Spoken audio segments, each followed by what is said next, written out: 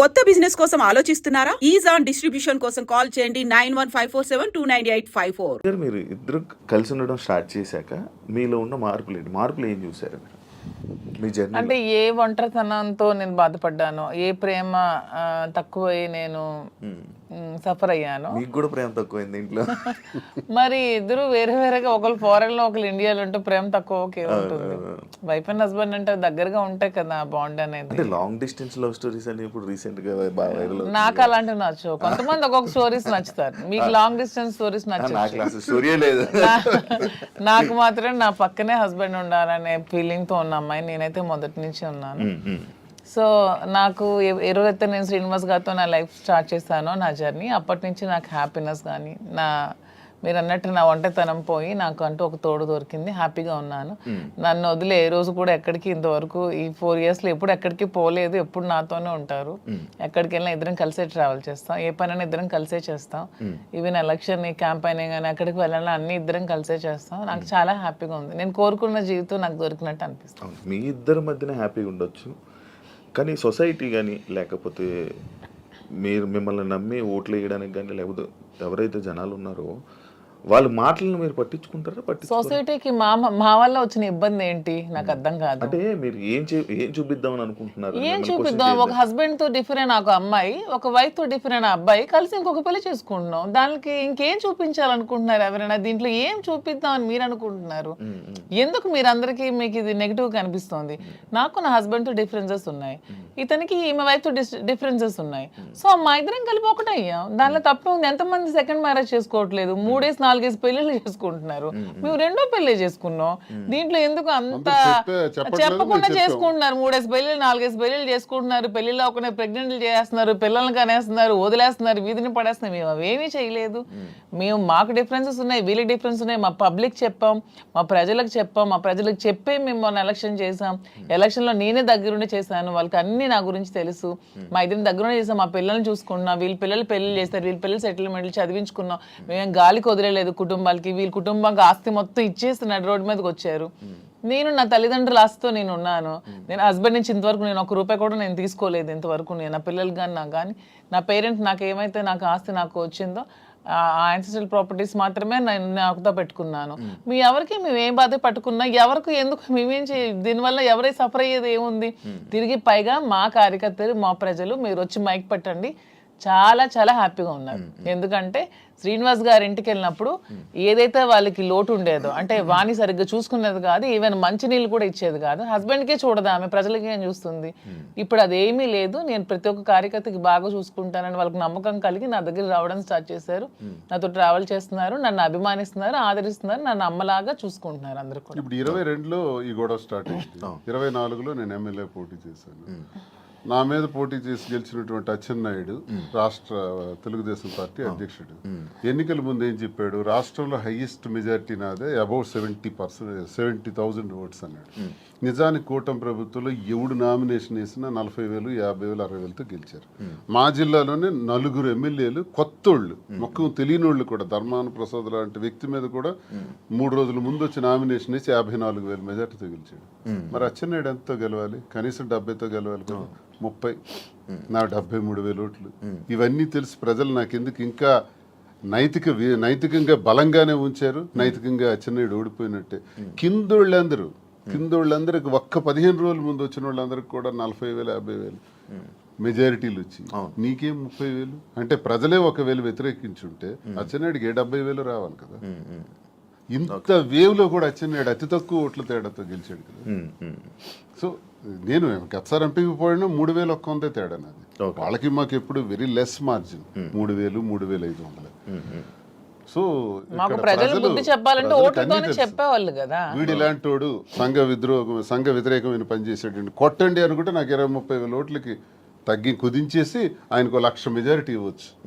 జరగల ఇంత వేవ్లో కూడా.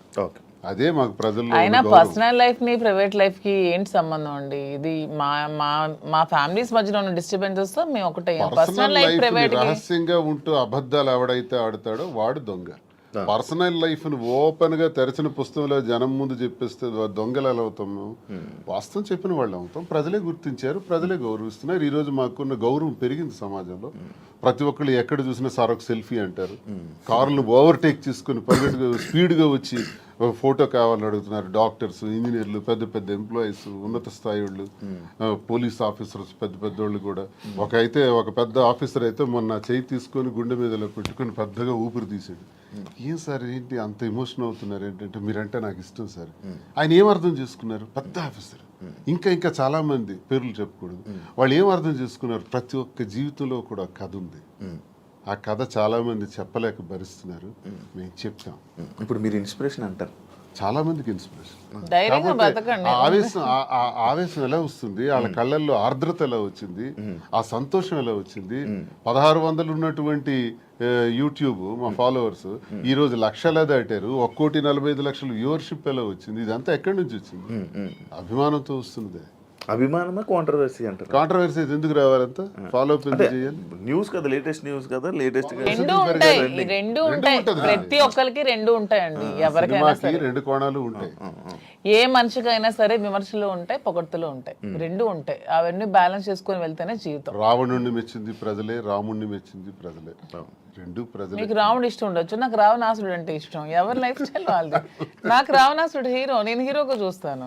సార్ రాముడు అంటే హీరో. అది ఎవరి ఇష్టం వాళ్ళది. ఆయన ఎలా చూస్తున్నారు? రాముడు అనుకుంటున్నారు, రావణాసుడు? నేను డిఎస్ఏ అనుకున్నాను. డిఎస్ కి ఒక బ్రాండ్ ఉంది. దువ్వాడ శ్రీనివాస్ అంటే ఒక బ్రాండ్. ఎవరితో కంపేర్ చేయను.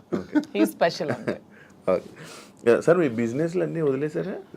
వదిలేదు, అన్ని లాగేసుకున్నారు. మేమేం బిజినెస్ వదిలేదు. మైన్స్ నాది 25 years నుంచి మైన్స్ కంపెనీ. ఎప్పుడు మైన్స్ ప్రపంచ స్థాయిలో కూడా ఐకాన్ బ్రౌన్ గ్రానైట్ ఓనర్ గా మంచి పేరు ప్రఖ్యాతులు సంపాదించాం. మైన్స్ లో బాగా పీక్స్ కి వెళ్ళాను.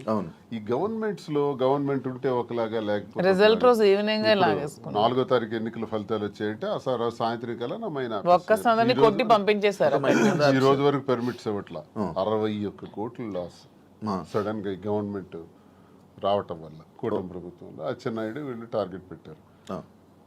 సరే ఇవన్నీ చేస్తుంటారు వాళ్ళు, భరిస్తారు. శ్రీను గారు అంత మైనింగ్ కంపెనీలు అలాంటి పెద్ద పెద్ద బిజినెస్లు చేసిన మీరు రీసెంట్గా చీరలు బిజినెస్లోకి తీసుకొచ్చేసారని చెప్పి కామెంట్స్ కామెంట్స్. దానికి బిజినెస్, సారీస్ బిజినెస్ కాదా? ఏదైనా బిజినెస్ ఏనండి. దానిలో కామెంట్ చేయడానికి ఏముంది? ఇప్పుడు శ్రీనివాస్ గారు ఎప్పుడు మైన్స్ బిజినెస్, తను ఫస్ట్ నుంచి కూడా. పర్లాకిమిడిలో వరల్డ్ ఫేమస్ మెటీరియల్ తను అక్కడ ఉంది. పర్లాకిమిడిలో తను క్వారీ చేశారు. ఆ క్వారీని కూడా ఇలా లిటిగేషన్స్ పెట్టి కేసులు పెట్టేసి ఇతను ఓడిపోగానే వాళ్ళ పార్టీ రాగానే టీడీపీ హయాంలో క్లోజ్ చేసేసారు. దాన్ని నిలదక్కుని పాపం మళ్ళీ కొత్తగా టెక్కల్లో స్టార్ట్ చేశారు. దాన్ని కూడా మొన్న రిజల్ట్ రోజు ఈవినింగే మొత్తం కూల్ చేశారు. కోర్టులో కాంట్రాక్ట్స్ వర్క్స్ చేశాం మేమిద్దరం. దాన్ని ఆపేశారు. సో ఇంకేం చేయాలి? నాకు ముందు నుంచి కూడా ఈ శారీస్ విషయంలో నాకు ఒక ప్యాషన్ ఉంది. నాకు ఒక ఫ్యాషన్ మీద ఒక ప్యాషన్తో, ఇంట్రెస్ట్తో నాకు ఈ శారీస్ స్టోర్ పెట్టాలని ఎప్పటి నుంచో ఆలోచన ఉంది. దట్టు ఈ శారీస్ బిజినెస్ ఏంటి, పాలిటిక్స్కి సంబంధం లేకుండా ఉండే బిజినెస్, పీపుల్కి మాకు, పబ్లిక్కి మాకు రిలేటెడ్గా ఉండే బిజినెస్ అనేది ఈ శారీస్ బిజినెస్. ఎందుకంటే మేము పబ్లిక్ ఎంత ఫెయిర్గా ఉంటే వాళ్ళు నచ్చితే మా దగ్గరికి వస్తారు, కొనుక్కుంటారు, వెళ్తారు. సో దీనిలో పొలిటికల్ ఇంటర్ఫీరెన్స్ అంటూ ఏమీ ఉండదు. సో అందుకని నేను శ్రీనివాస్ గారికి ఇంతవరకు మనం మైండ్స్ ఇవన్నీ చేసాం. చేసి ఎప్పుడు కోల్పోతూనే ఉన్నాం, ఎప్పుడు కూడా నిలదొక్కుకోలేదు. ఈ 4 years లో కూడా 30-40 crores వరకు పెట్టాం, లాస్ అయిపోయాం. మళ్ళీ ఇదే స్టార్ట్ చేసాం. మళ్ళీ నెక్స్ట్ టైం పార్టీ వస్తుందో రాదో, మళ్ళీ ఏమవుతుంది, పొలిటికల్గా ఇబ్బంది పడుతున్నాం. కాబట్టి ఇదన్నిటికీ డిఫరెంట్గా మనం తెలంగాణ అంటే ముందు నుంచి శ్రీనివాస్ గారికి నాకు హైదరాబాద్ మా ఫేవరెట్ ప్లేస్, మా ఇద్దరికి కూడా. హైదరాబాద్ ప్రజలు కూడా చాలా మంచి మనసున్న మనుషులు, ఎవరు వచ్చినా ఆదరిస్తారు. బ్రతకడానికి బ్రతుకు తెరువునిస్తుంది హైదరాబాద్. అదొక చాలా పెద్ద ప్రపంచం హైదరాబాద్ అనేది. చాలా మందికి లైఫ్ని ఇస్తుంది. సో ఈ ప్లేస్ ని మనం చూస్ చేసుకుందాం. నేను కంపేర్ టు నాకున్న ఫ్యాన్ ఫాలోయింగ్ లో ఒక 10% ఆంధ్రాలో ఉంటే 90% నాకు హైదరాబాద్ లోనే ఉన్నారు. అంత మంచిగా నన్ను ఆదరిస్తున్నారు. సో మనం ఫస్ట్ బిజినెస్ హైదరాబాద్ లో స్టార్ట్ చేద్దాం. నాకు ఇంట్రెస్ట్ ఉంది, మీరు కొంచెం సపోర్ట్ చేయండి. అపార్ట్ ఫ్రమ్ యువర్ పాలిటిక్స్ నా కోసం ఒక 10% టైం మీరు కేటాయించి బ్యాక్ ఎండ్ లో ఉంటూ నాకు సపోర్ట్ చేయండి అని చెప్పాను. చెప్పగానే శ్రీనివాస్ గారు కూడా దీనికోసం మేము 5-6 months నుంచి దీని మీద మేము వర్కౌట్ చేసాం. కొన్ని షాప్స్ కి తిరిగాం. వీవర్స్ ప్రైస్ కంటే కూడా వీళ్ళు ఎక్కువ ప్రైస్ కి అమ్ముతున్నారు షాప్స్, రిటైలర్స్. అవన్నీ బ్రేక్ డౌన్ చేసి పబ్లిక్ కి మనకు గుడ్ రిలేషన్షిప్ లా ఉండాలనే ఆలోచనతో డైరెక్ట్ గా వీవర్స్ దగ్గరికి వెళ్ళి మాట్లాడి మేమే మగ్గాలు అవి ఏర్పాటు చేసుకొని మేమే మెటీరియల్ ఇస్తూ వీవర్స్ ని కూడా బ్రతికిద్దామనే ఆలోచనతో వాళ్ళతో శారీస్ మేమే దగ్గరుండి వీవింగ్ చేయించుకొని ఆ ఓవెన్ శారీస్ని పెట్టి మేము శారీ స్టోర్ పెట్టి ఓపెన్ చేసి ప్రజలందరికీ కూడా క్వాలిటీతో అండ్ తక్కువ ప్రైస్లో ఇద్దామని నిర్ణయించుకొని ఈ శారీ స్టోర్ అనేది ఓపెన్ చేస్తున్నాం. ఫస్ట్ బ్రాంచ్ మదీనాగూడలో స్టార్ట్ చేస్తున్నాం. విత్ ఇన్ 3 months జూబ్లీ హిల్స్లో స్టార్ట్ చేస్తాం. విత్ ఇన్ ఇంకొంచెం రోజుల్లో ఇంకొక 4-5 బ్రాంచెస్ కూడా ఎస్టాబ్లిష్ చేయాలన్న ఆలోచనతోనే ఉన్నాం. అంతేగాని శారీస్ బిజినెస్ అనేది తక్కువగా చూడకండి. కూర్చోడానికి కాదు, అంటే ఒక మంచి గ్రేట్ లీడర్ శ్రీకాకుళంలో మంచి దువ్వాడ శ్రీని గారు అంటే మంచి నేమ్ ఉంది. అంత లీడర్లా ఉండేవాళ్ళు. ఆయన నోట్లో నుంచి ఎప్పుడు లైక్ జనాల దగ్గరికి వెళ్ళి అవి ఇవి వినేవాడు. కాకపోతే మైనింగ్ కంపెనీ బిజినెస్ చేసేవారు, ఒక మంచి బిజినెస్ మ్యాన్ అనుకునే వాళ్ళం. కానీ అలాంటి ఆయనతో నోట్లో నుంచి మేము ఇలా శారీ బిజినెస్ చేయబోతున్నాం ఇలా చెప్తుంటుంటే ఎలా ఉండే ఆయన్ని ఎలా చేశారు, ఎలా ఉండే ఆయన ఎలా చేయడం. బిజినెస్ అనేది ఏదైనా బిజినెస్, అది ఏదైనా చిన్న ప్రొడక్ట్ అయినా పెద్ద ప్రొడక్ట్ అయినా బిజినెస్ అనేది బిజినెస్ కింద క్యాలిక్యులేట్ చేయాలి. అది చీర, జాకెట్టా లేకపోతే ఇంకేంటా అని చూడకూడదు. బిజినెస్ నాకు దీంట్లో ఇంట్రెస్ట్ ఉంది. ఇంతవరకు మైండ్స్ లో అతనికి ఇంట్రెస్ట్ ఉంది, మైండ్స్ వల్ల కోల్పోయాం. సో నా ఇంట్రెస్ట్ ఒకసారి వచ్చి చూడండి, చేద్దాం. మీకు తనకి ప్రజలే ఇష్టం, తనకి ప్రజా జీవితం ఇష్టం, ఇది కూడా ప్రజలకు లింకప్ అయ్యేది. మా కింద 100 మంది పనిచేస్తారు. మా ప్రజా సంబంధాలు ఇంకొంచెం బాగుంటాయి, ఇంకొంచెం మనకి పీపుల్ తో బాండింగ్ పెరుగుతుంది. వాళ్ళు కూడా మనం తక్కువ ప్రైస్ కి ఇస్తే ఓకే, శ్రీనివాస్ గారు మోదీ దగ్గరికి వస్తే మనకు తక్కువ ప్రైస్ కి శారీ వస్తుందని గుడ్ విల్ మనకు వస్తే చాలు, కోట్లు సంపాదించాల్సిన అవసరం లేదనే ఉద్దేశంతోనే శారీ స్టోర్ ఓపెన్ చేస్తాం. ఓకే, అంటే ఈ బిజినెస్కి దువ్వాడ గారు 3-4 కోట్లు ఎంతో ఇచ్చారు. ఆయన డబ్బులు ఇచ్చి ఈ బిజినెస్ కోసం శ్రీనివాస్ గారు ఎవరేమనుకున్నా నాకు అనవసరం. శ్రీనివాస్ గారు అన్ని ఆస్తులు వానికి రాసి ఇచ్చేసి వచ్చేసారు. With empty hands he came out. అక్కడి నుంచి మా లైఫ్ని మళ్ళీ మేము ప్రారంభించుకున్నాం. దీనికోసం మా పేరెంట్స్ ఇచ్చిన ప్రాపర్టీస్ మాత్రమే నేను సేల్ చేసి బిజినెస్లో పెడుతున్నాను. అలానే నాది వేరు, శ్రీనివాస్ గారు వేరని మాకు లేదు. మీరు అడిగిన క్వశ్చన్కి ఆన్సర్ చెప్పాం. మా ఇద్దరు తన దగ్గర ఎన్ని కోట్లున్నా నాకు ఇస్తారు. ప్రెసెంట్ లేవు, లాగేసుకున్నారు అందరూ. ఉంటే నాకు ఇస్తారు ఖచ్చితంగా. సో నా దగ్గర ఉన్న ప్రతిదీ అతనిదే. మా ఇద్దరి మధ్యలో నీది నాది అనే తేడా లేదు. అయినా మా ఇద్దరు ఇప్పుడు మొగుడు పల్లాలి. మా ఇద్దరు నాదైనా ఒకటి, అతనిదైనా ఒకటి. ఎవరికి సంబంధం లేదు. ఎవరు డబ్బులు పెడితే మీకేంటి ప్రాబ్లం? మీ బిజినెస్ చేస్తున్నావా, మంచి ప్రొడక్ట్ అందిస్తున్నావా అనేది మీరు చూడండి. డబ్బు గురించి ఆయనకి దగ్గర అయ్యారని కూడా టాక్. అది ఫేక్, అదే చెప్తున్నాను కదా. మీరు కావాలంటే అన్ని మొత్తం డాక్యుమెంట్స్ అవన్నీ వెనక్కి తీసుకోండి. ఆస్తులన్నీ రాసిచ్చి తను చెప్తున్నాను 0 బ్యాంక్ బ్యాలెన్స్ తో వచ్చారు నా దగ్గరికి. అందుకే నేను అంటున్నాను, మా బంధం మీరు ఎన్ని కామెంట్ చేసుకున్నా మాది 100% ప్యూర్ లవ్. ఎందుకంటే నేను అతని నుంచి ఏది ఆశించలేదు, 1 రూపాయి ఆశించలేదు. అతను పదవిలో లేరు, నేను పదవిని ఆశించడానికి. అతను డబ్బులు లేవు, డబ్బు ఆశించడానికి. ఏమి ఆశించుకున్నా 100% అతని మనసు, అతని వ్యక్తిత్వం, అతని హానెస్టీ, అతని హంబుల్నెస్ ఇవే చూసి నేను ఇష్టపడ్డాను. దాంతోనే ఇప్పుడు కలిసి ఉన్నాం. అతని దగ్గర ఏ ఆస్తులు లేవు, అన్ని బాణీకి ఇచ్చేసి వచ్చేసారు. ఇటీవల కాలంలో ఒక 2 కోట్ల రూపాయలు విలువైన 2.5 కోట్ల విలువైనటువంటి ఒక అసెట్ విశాఖపట్నంలో అమ్మారు. అలాగే శ్రీకాకుళంలో కూడా కొన్ని ల్యాండ్స్ అమ్మారు. అమ్మి ఈ డబ్బులన్నీ కూడా అక్యుములేట్ చేసి ఈ బిజినెస్. మా ఫాదర్ నాకు ఇచ్చిన ప్రాపర్టీస్ అన్ని నేను ఇప్పుడు అమ్మేశాను. ఎప్పటి నుంచో మా ఫాదర్ నాకు ఇచ్చే 2009 నుంచి అవి నా పేరు మీద ఉన్నవి. ఇప్పుడు బిజినెస్ కోసం నేను అమ్మేసి మరి బిజినెస్ స్టార్ట్ చేశాను. అంటే మీరు స్టార్టింగ్ అంటే ఆయనకి పరిచయం అవ్వక ముందు నుంచి, రాజకీయంలోకి రాకముందు నుంచి మీరు మేము ఫైనాన్షియల్ గా వెల్ సెటిల్డ్. మా ఫాదర్ వాళ్ళు వెల్ సెటిల్డ్, మా హస్బెండ్ వాళ్ళు కూడా వెల్ సెటిల్డ్. అన్ని వెల్ సెటిల్డ్ ఫ్యామిలీ ఫైనాన్షియల్ గా. మాకు ఫైనాన్షియల్ గా ప్రాబ్లమ్స్ కానీ ఏమి కూడా లేవు, ఎప్పుడు కూడా లేవు. వెల్ సెటిల్డ్ ఫ్యామిలీనే. ఇప్పుడు వీటి కోసం మేము ఆస్తులు అమ్మాల్సి వచ్చింది, లేకపోతే ఆస్తులు అమ్మాల్సిన అవసరం కూడా లేదు. ఎందుకంటే ఎలక్షన్ లో ఉన్న డబ్బులు కొంచెం ఉంటే అవి కూడా కోల్పోయాను.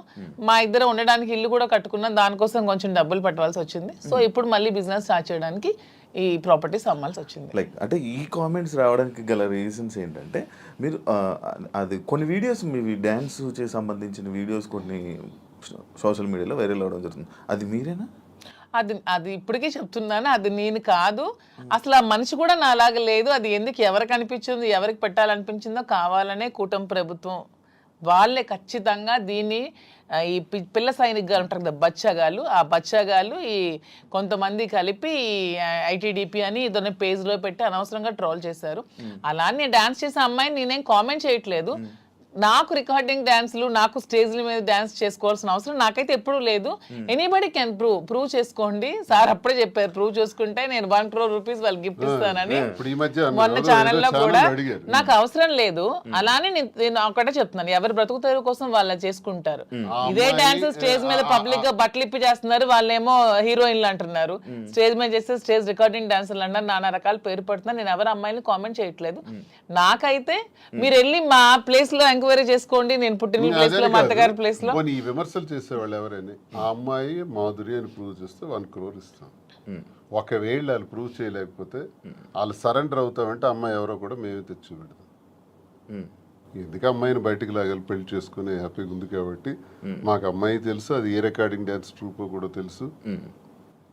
కానీ అలాగ అమ్మాయినే మాధురి అని చూపించిన వాళ్ళకి నేను అంటున్నాను 1 crore మీకు బహుమానం కింద ఇస్తాను, దయచేసి అది ప్రూవ్ చేయండి అంటున్నాను.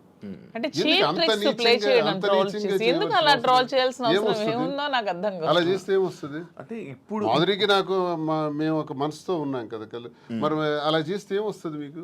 ఎవడా చేసేవాడు? రికార్డింగ్ డాన్స్ చేసే అమ్మాయిని పెళ్లి చేసుకుని రికార్డింగ్ డాన్స్ అమ్మాయిని ఓవర్సీని పెళ్లి చేసుకుని నీకేంటి నొప్పి? పెట్టినోడికి ఏంటి నొప్పి? అలాగైతే మీరు డాన్స్ చేసి మీరే ఒప్పుకున్నట్టు. నేను కాదు కదా, నేను ఒప్పుకోవడానికి అమ్మాయి నేను కాదు. నేనైతే నిజంగా నేను ఒప్పుకుంటాను. I'm very bold and straight forward. నేను ఒప్పుకుంటాను. If it is me I will agree. నేనే అదా, నేను డాన్స్ చేసిన వీడియోస్ చాలా ఉన్నాయి, నేను పెట్టుకుంటున్నాను కదా. నేను చేసి నేనే పెట్టుకుంటాను. నేను అది కానప్పుడు నేను ఎలా ఒప్పుకుంటాను? అలానే అదే అంటున్నాను, ఒకవేళ డాన్స్ చేసిన అమ్మాయినే దువ్వాసం చేసుకుంటే మీకేంటి పెయిన్? అమ్మాయి మాత్రం అమ్మాయి కాదా, ఆడపిల్ల కాదా? ఎందుకు అంత ట్రోల్ చేయాల్సిన అవసరం ఏముంది? అంత నెగిటివిటీ స్ప్రెడ్ చేయాల్సిన అవసరం ఏముందని అడుగుతున్నాను నేను. ఒకవేళ ఆ అమ్మాయే మాధురి అని ప్రూవ్ చేయాలనుకుంటే 1 crore బహుమతి ఇస్తాం, తీసుకురండి అంటున్నాం. ఎవరైతే వచ్చారో వాళ్ళకి.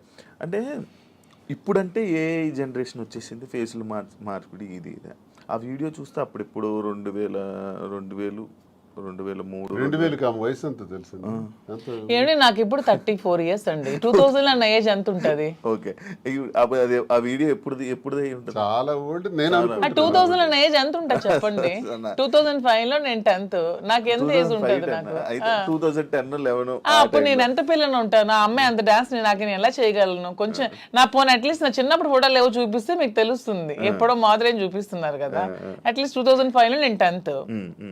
పోనీ అప్పుడు నాతో చదువుకున్న వాళ్ళకి తెలుస్తుంది కదా. ఏదో మీలాంటి వాళ్ళు నమ్మాలి, ఎవరు తెలియని వాళ్ళు. తెలిసిన వాళ్ళకి ఏంటో తెలుసు. చెప్తున్నా అంటే మీరు చూస్తే ఎలా అనిపిస్తుంది? అలాగే నాకు ఎక్కడ అనిపించట్లేదు, మా వాళ్ళకి ఎవరికి అనిపించట్లేదు. మీకు ఎలా అనిపిస్తుందేమో మరి, మాకైతే తెలియదు. మా అందరికీ తెలుసు, ఎవరు మా జిల్లా అందరికీ తెలుసు అది నేను కాదని. ఇంక మిగతా వాళ్ళు నమ్మితే నమ్మొచ్చేమో కానీ ప్రతి ఒక్కరికి తెలుసు. ఇంక నమ్మినా నమ్మకపోయినా పర్వాలేదు, నేను అనుకున్నా కూడా ఐ డోంట్ కేర్ అంటున్నాను. పోనీ అమ్మాయి కూడా డాన్స్ బాగా చేస్తుంది అనుకుంటే అనుకోండి, దానిలో ఐ డోంట్ కేర్.